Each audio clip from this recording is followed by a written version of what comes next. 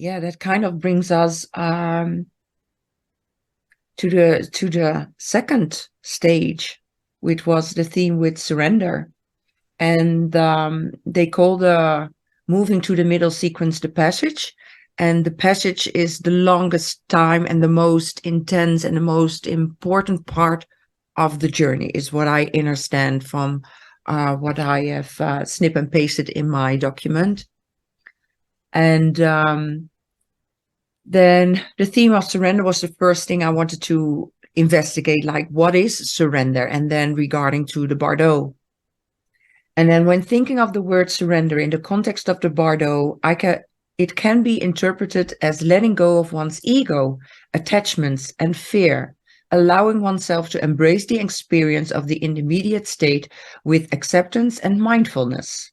This surrender helps in recognizing the illusion and thought forms that emerge, understanding that they are merely projections of one's own consciousness. By surrendering in the Bardo, one can maintain awareness and make conscious decisions for a better reincarnation experience. So in the second line, it is the Democrat, the ability to lead by serving the will of the majority.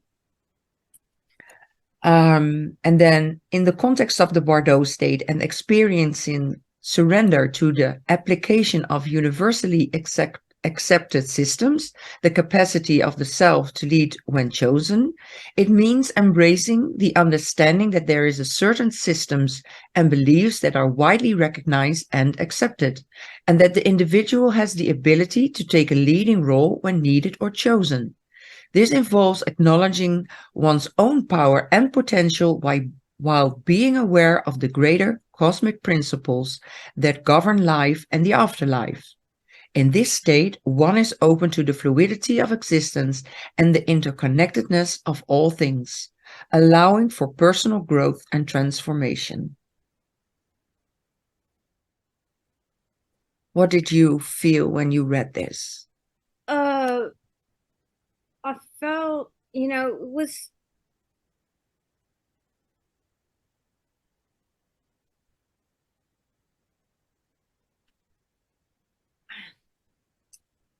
yeah, I was thinking about the trajectory of my dad's life, and they were, my family was very, very Catholic. His parents were very, very Catholic, very, very Catholic. They lived. My grandmother had a praying bench and kneeler in her bedroom, and all these altars, and carried a rosary around in her pocket, you know. And my grandfather was very religious too, very Catholic, and my dad was. I mean, he and my mom, they didn't go to church every day. They went to church every week. They never missed. They prayed the rosary a lot together. Um, they said prayers a lot together, and um, they they really lived their faith, you know. Um, but as I was contemplating that, there wasn't really transformation over their life. Mm. It was just really a locked in belief system.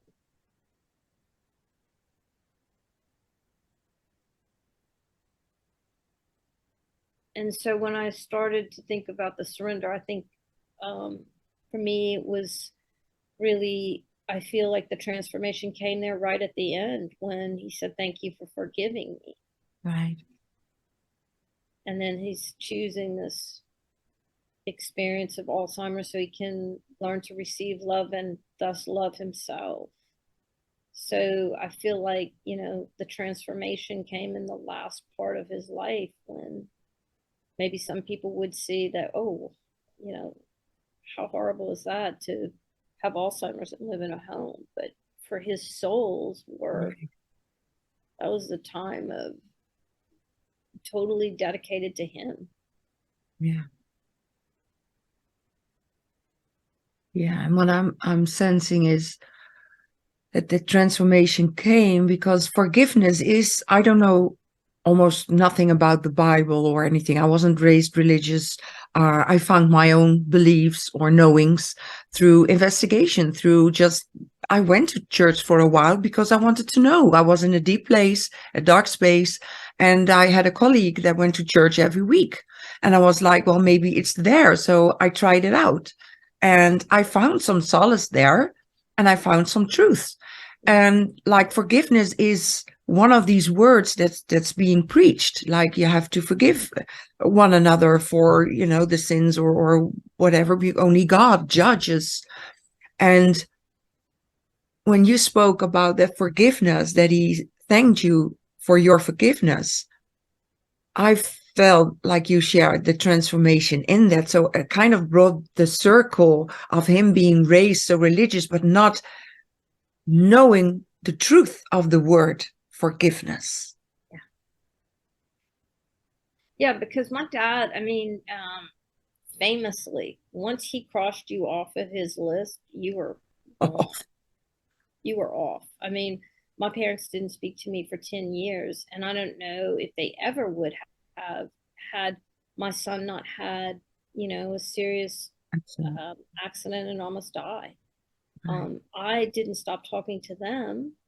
I would just call them and say, I know you're not going to say anything, but you need to know this. You know, when my youngest son went into the military, when he was sent to war, when he became an air traffic controller, when my son had his accident, I would just call him and just because I didn't want to live their life.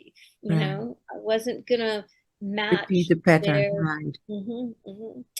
So I was determined to live my own truth, which was inclusive, you know, and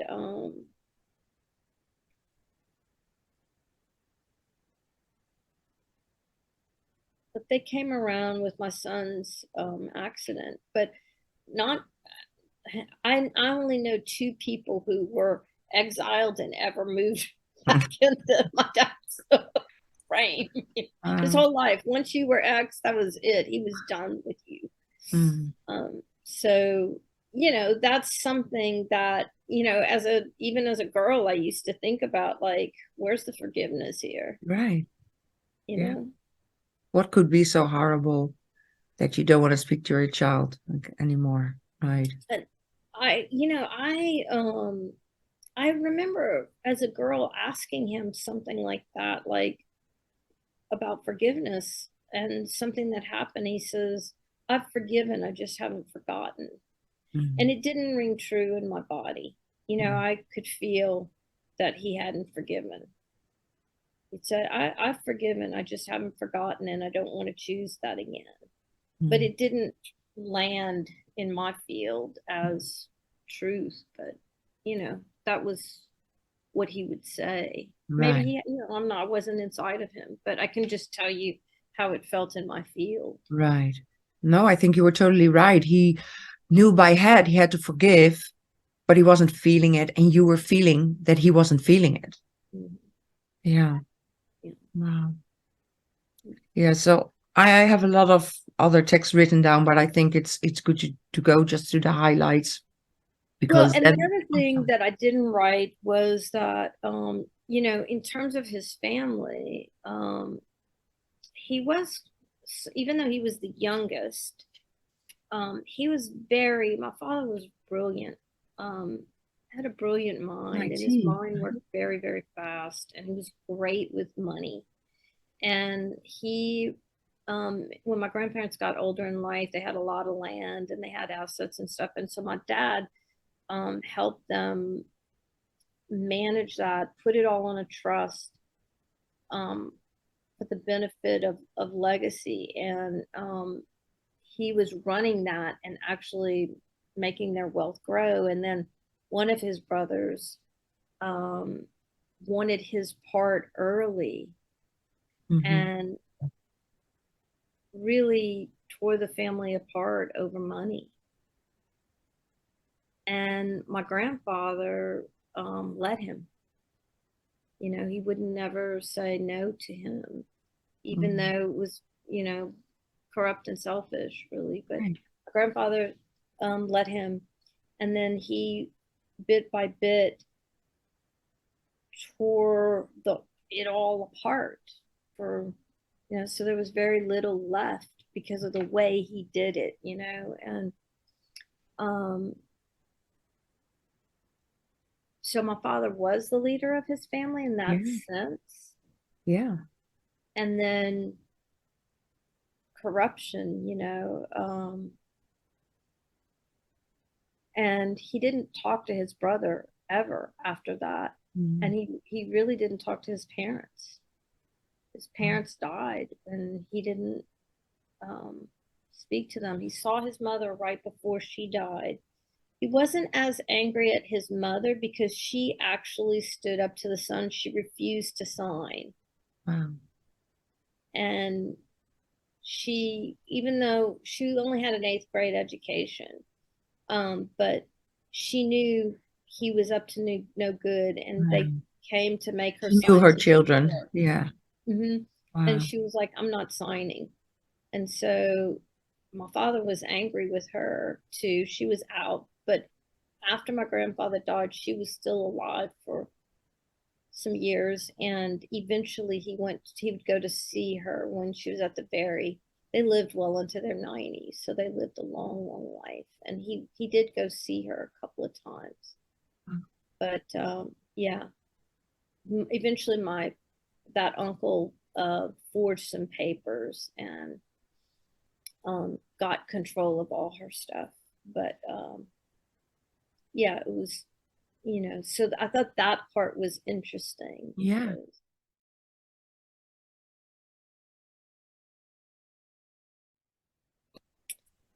So the last part of his soul's experience is the chaos and trial, the third line.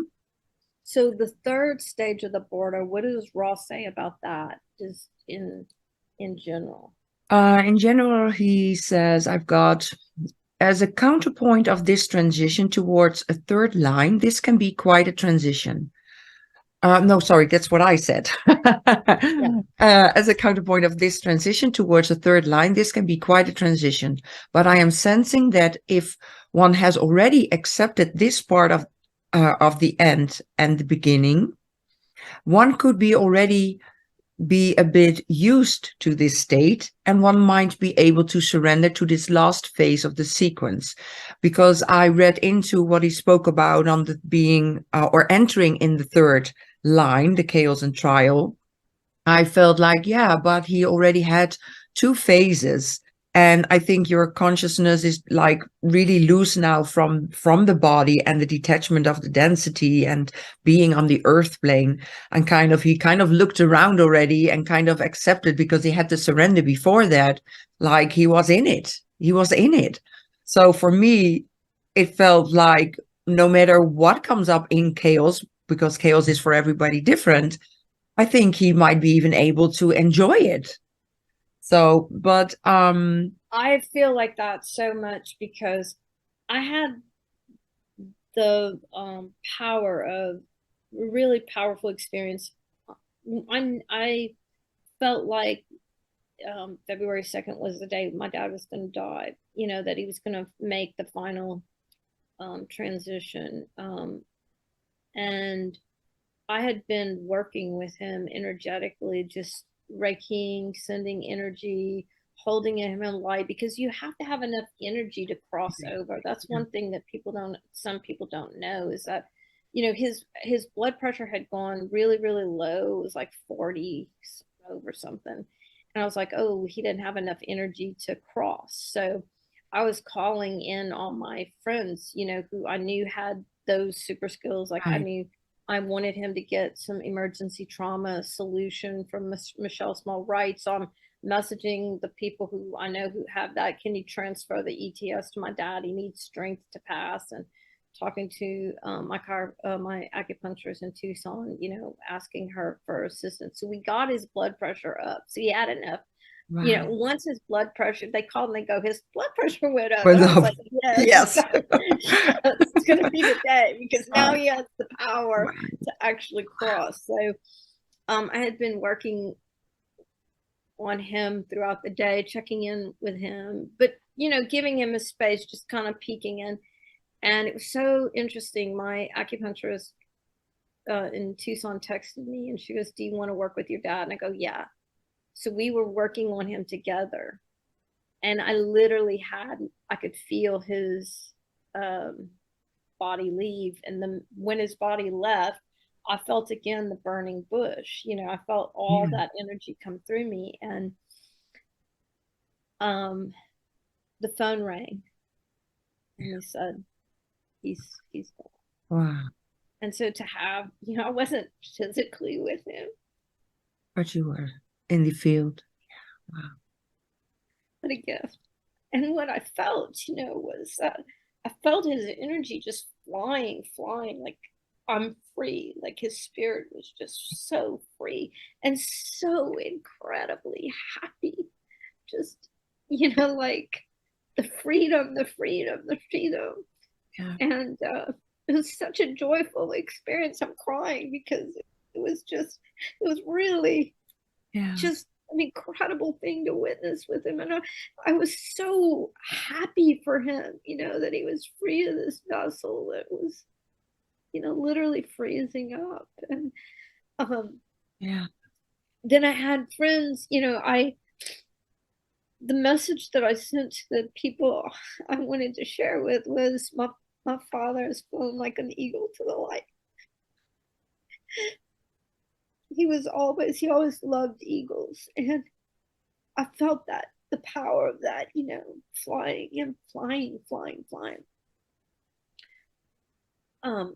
And then randomly I had people messaging me, "I feel your father's spirit like flying. And so it was such an affirmation of, you know, he was making the rounds around the globe. Oh man, your dad is flying. I, you know, felt your dad flying to all these random messages. And I just, you know, would smile because it was such an affirmation for me too, that, you know, what you experienced was real, you know. Continual And what we spoke about last week about their liberation, finally the soul, the personality crystal is able to leave this plane. So it's like a celebration, what we said, like a party. I mean, really thinking about, so what raw tracks in the Bardo, which you may be able to share more accurately than I can, but you know, the design crystal and the magnetic monopole join and they follow those particular gates down into the earth. And then if we leave the body alone for the 72 hours, the personality crystal has the experience of all consciousness as it goes back into the personality bundle. And to collect everything it can collect in pure consciousness. And we were talking about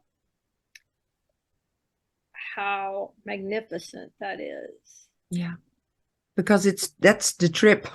What Raz is literally, that's the trip it's been waiting for the whole life experience. So So Ross shares a little bit about when you get to the end of the sequence. There are all kinds of things going on. 1 million veils can drop in half a second. How many veils can you fit through the eye of a needle? Half a second, whoosh, one after the other.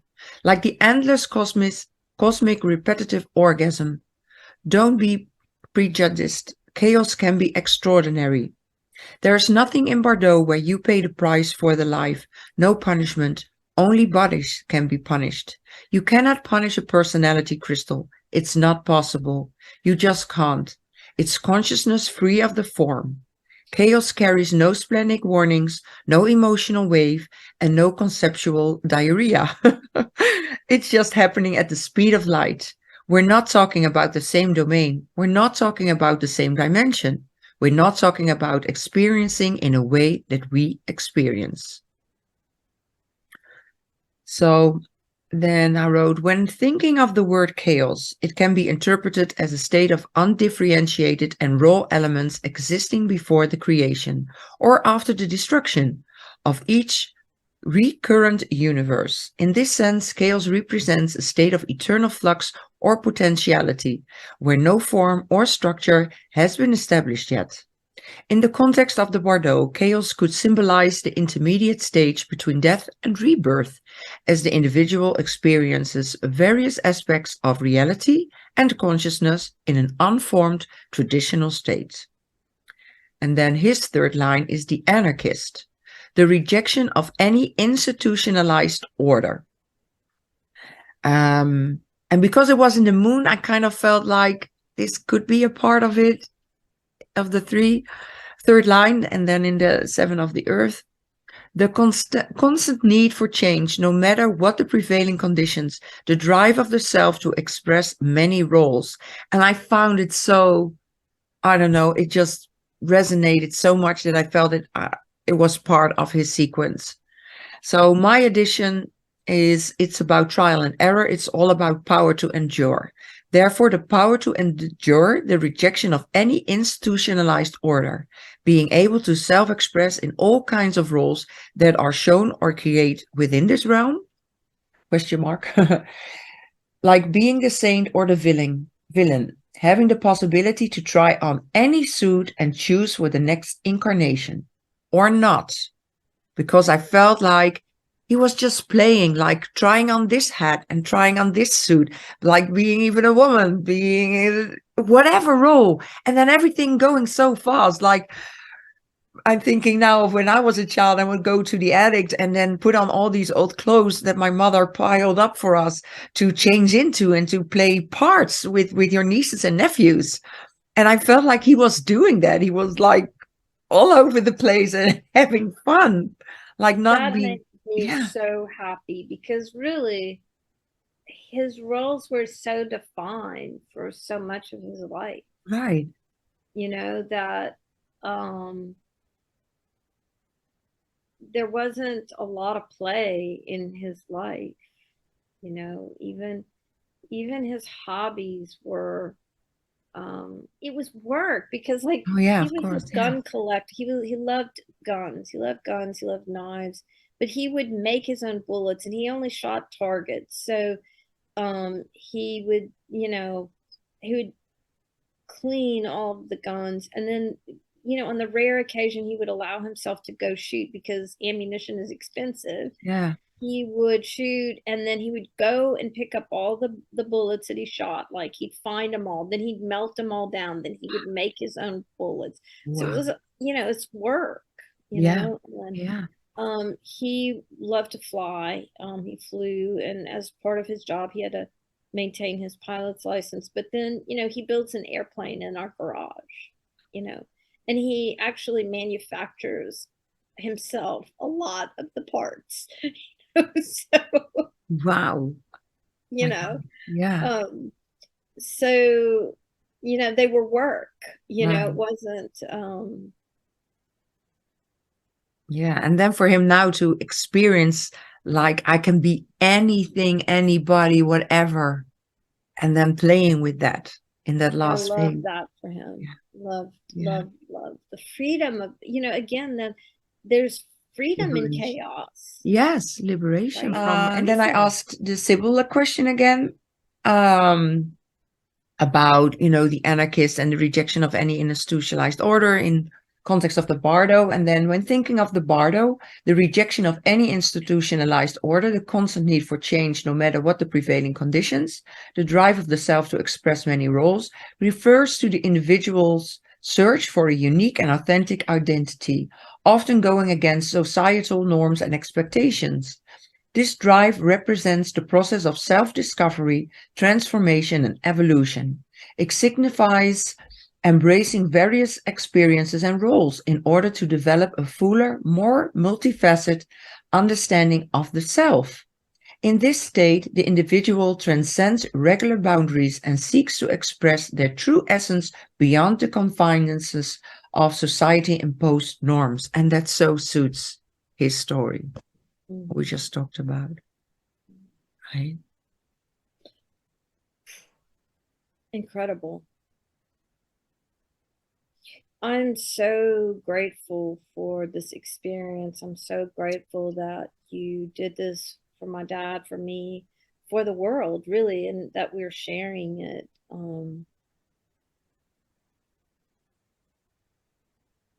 And thank you. And I want to thank your father for giving us this gift from the beyond to explore this.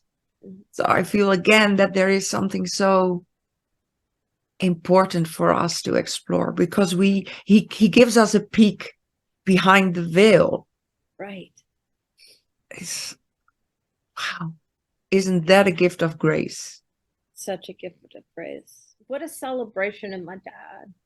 Yeah. As a magnanimous leader.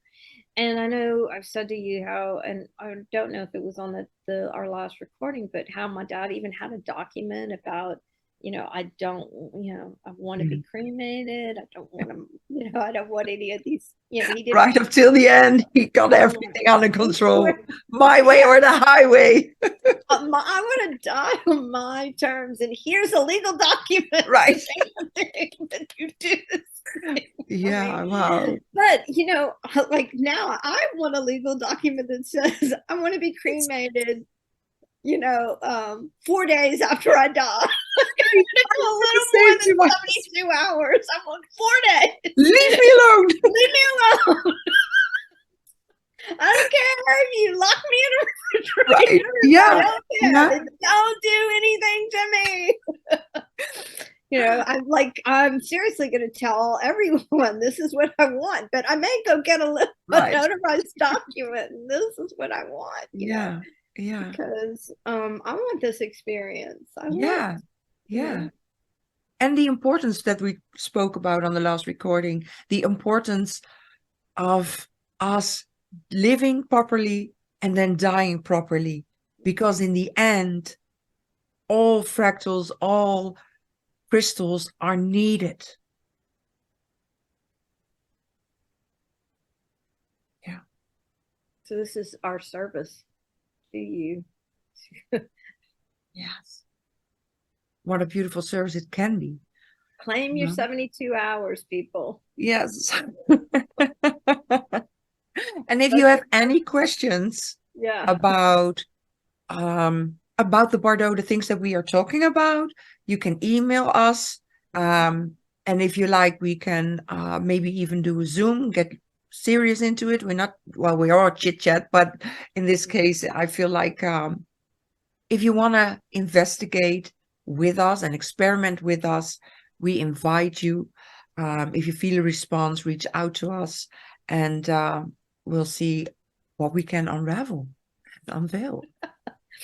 I'm seriously going to tell everyone this is what I want, but I may go get a notarized document, and this is what I want. Yeah.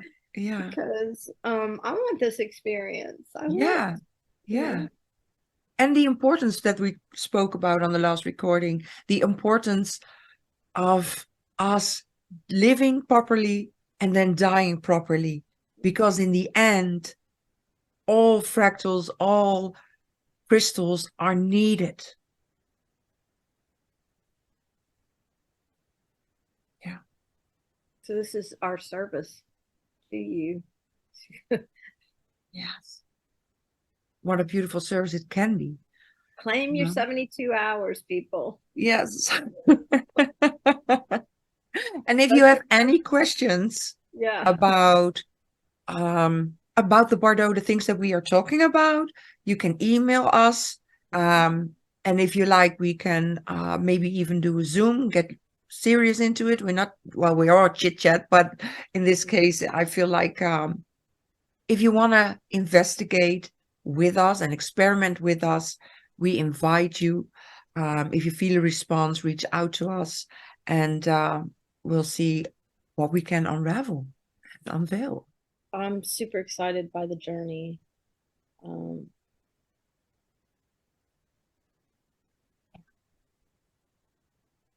It's so interesting. I keep going, my consciousness keeps going back to my dad, magnanimous leader. And if I had given my dad eulogy, what I would have said was my dad was a man of impeccable integrity, which is not so far off No. from magnanimous leader. He was a leader in personal integrity. Right. Did you ever heard of that word? It was like, what's that word? I had never heard of that word. Magnanimous, yeah. Yeah. I mean, I've heard of. I mean, I've used that word, but not very often. Oh, You use the word magnanimous often. To me, I don't hear it a lot in my life or use it a lot. Um, I feel like it's a quality of leadership absolutely. Yeah. that is impeccable. You know, I hear now from the Four Agreements, be impeccable with your word. Mhm. Yeah. Yeah. Oh, my dad was impeccable with his word. He might not have liked what he said, but Yeah. Yeah, but I almost feel like we would like to judge the word or the person that is this magnanimous leader, because people didn't like the way of his leadership because it maybe oppressed them or they were like triggered or whatever. But again, that's just the humanness is in us that wants to label it as good or bad. Right. For some it was perfect because Right. if there aren't people there that really stand their ground for what Yeah. they stand for, Yeah. like the world is going to be totally corrupt. It is now already, parts of it, but there are still those that hold their ground.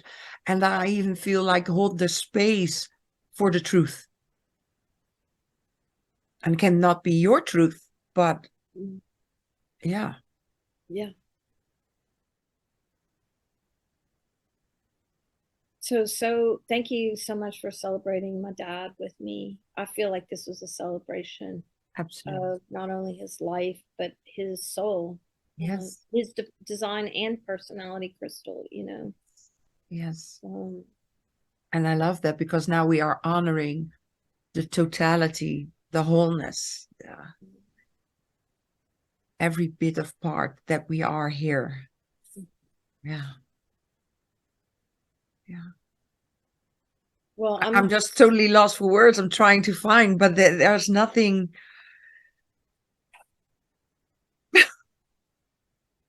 Just awe. yeah, and I'm hopeful. I have a lot of hope in my vessel that we get to do this with other people because I feel like it would be so fun Yes. and so powerful for all.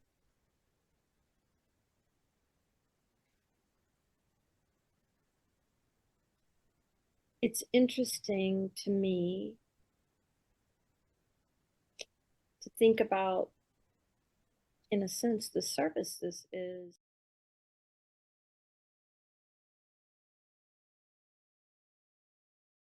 Love if somebody's listening to this and they knew the exact time, place, and date of their loved one.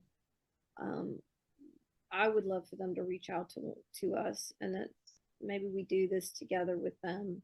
Yeah. Wow. Go through a Bardo experience with someone else to see, because I feel like what a celebration of life. We talked in another video, and I said I'm kind of maybe I said I'm a weirdo about transitioning. I often don't experience um, transition as other people do because I'm still in communication with the soul, Yeah. which we are hypothesizing is the design crystal. Yeah. Um,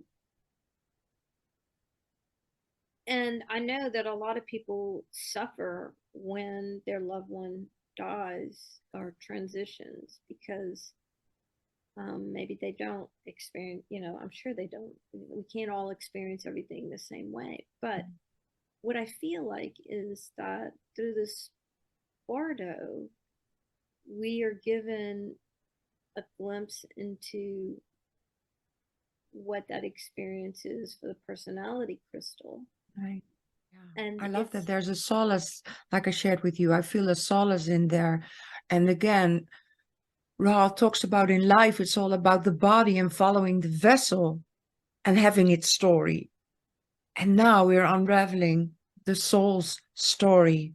yeah. And yeah, thank you for inviting our listeners, our watchers.